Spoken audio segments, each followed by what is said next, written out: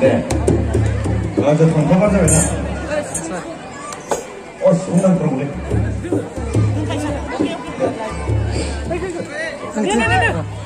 Ông dây xích lá không răng nữa Họ nhớ thân thì không mơ cứ sẽ thương Ông dây xích lá thân ur nằm ra về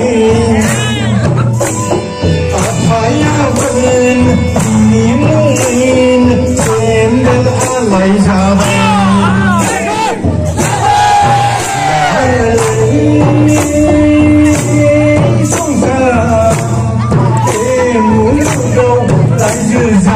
nhớ lại chỉ mang màu xanh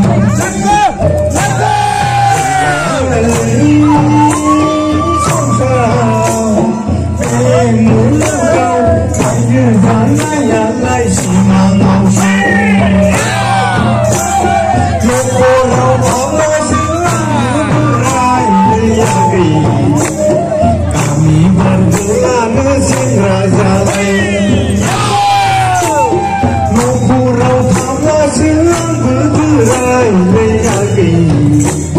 kami berdua mesin raja lain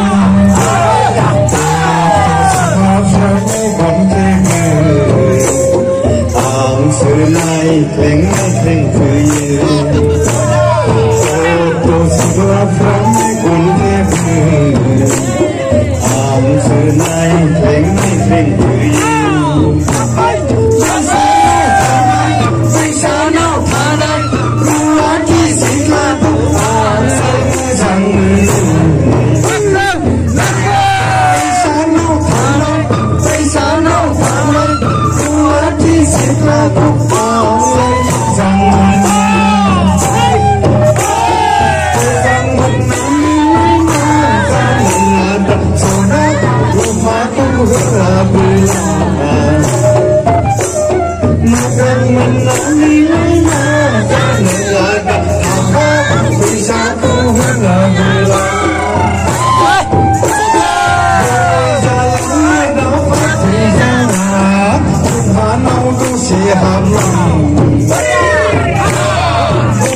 subscribe cho kênh Ghiền Mì Gõ để không bỏ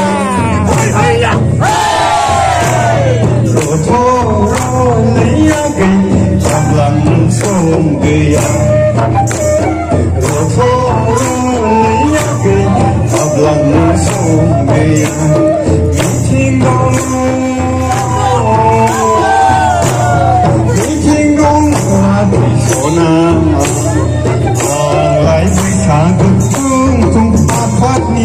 hấp dẫn.